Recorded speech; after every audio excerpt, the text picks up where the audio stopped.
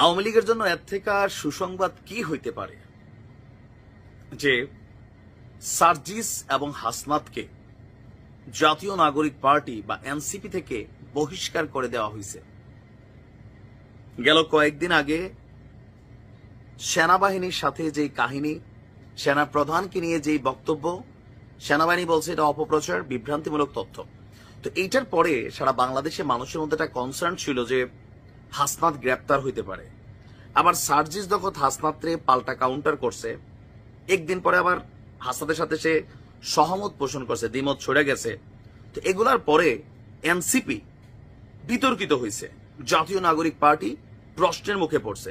সুতরাং এমন কর্মের কারণে সার্জিস এবং হাসনাতকে বহিষ্কার করতে পারে, এটা অনেকে আশঙ্কা করছিল।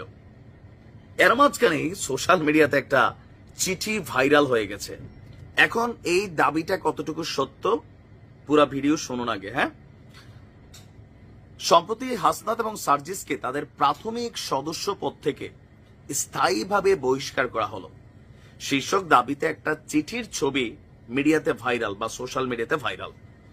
পদ থেকে অব্যাহতি এবং সদস্য পদ স্থগিত প্রসঙ্গে ওই চিঠিতে বলা হয়েছে, জাতীয় নাগরিক পার্টির এক জরুরি সিদ্ধান্ত মোতাবেক কেন্দ্রীয় কমিটির মুখ্য সমন্বয়ক দক্ষিণাঞ্চল হাসনাত আব্দুল্লাহ, মুখ্য সমন্বয়ক উত্তরাঞ্চল সার্জিস আলমের বিষয়ে আওয়ামী লীগের সাথে সংশ্লিষ্টতা, দেশপ্রেমিক সেনাবাহিনীর সাথে বৈরী সম্পর্ক তৈরি, পার্টিতে সিনিয়রদের সাথে বিশেষ করে নাসির উদ্দিন পাটোয়ারি, সামান্তা শারমিন বেয়াদবি, একক আধিপত্য, ছাত্রলীগের অতীত পশুত্বপনা এখনো আচরণে থেকে যাওয়া, ঘোড়া ডিঙিয়ে ঘাস খাওয়া সহ অগণিত কারণে এই দুইজনের স্বীয় পদ স্থগিত করা হলো এবং তাদের প্রাথমিক সদস্যপদ স্থায়ীভাবে বহিষ্কার করা হলো।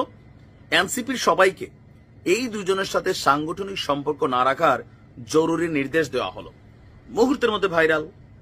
আওয়ামী লীগের, ছাত্রলীগের, যুবলীগের নেতাকর্মীরা গণহারে শেয়ার করছে, কিন্তু খেলাটা বোঝা নাই।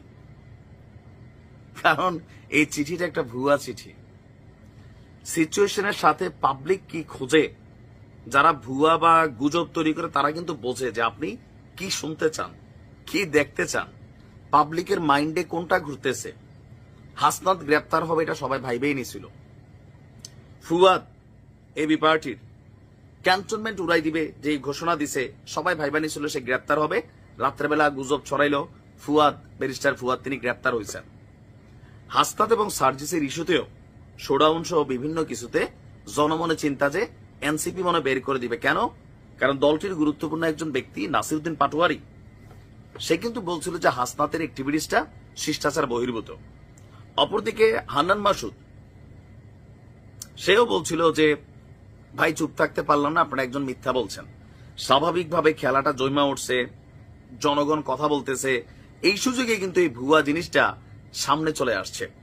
অনুসন্ধানে জাতীয় নাগরিক পার্টির ফেসবুক পেজে এই আলোচিত দাবির সপক্ষে কোনো পোস্ট বা তথ্য খুঁজে পাওয়া যায়নি। আপনার এনসিপির প্রেস বিজ্ঞপ্তির আদলে লোগো এবং নাম ব্যবহার করে আলোচিত প্রেস বিজ্ঞপ্তিটি তৈরি করা হয়। পরবর্তীতে সংবাদ মাধ্যম দ্য ডেইলি ক্যাম্পাসের বরাতে দলটির যুগ্ম সদস্য সচিব তিনি নিশ্চিত করেছেন যে এটা ভুয়া চিঠি, এই ধরনের চিঠি ইস্যু করা হয়নি। সুতরাং তারা শপথে বহাল আছেন, এত তাড়াতাড়ি এগুলা হবে না। হ্যাঁ, খামাখা দুঃস্বপ্ন দেখে লাভ নাই। ভালো থাকুন।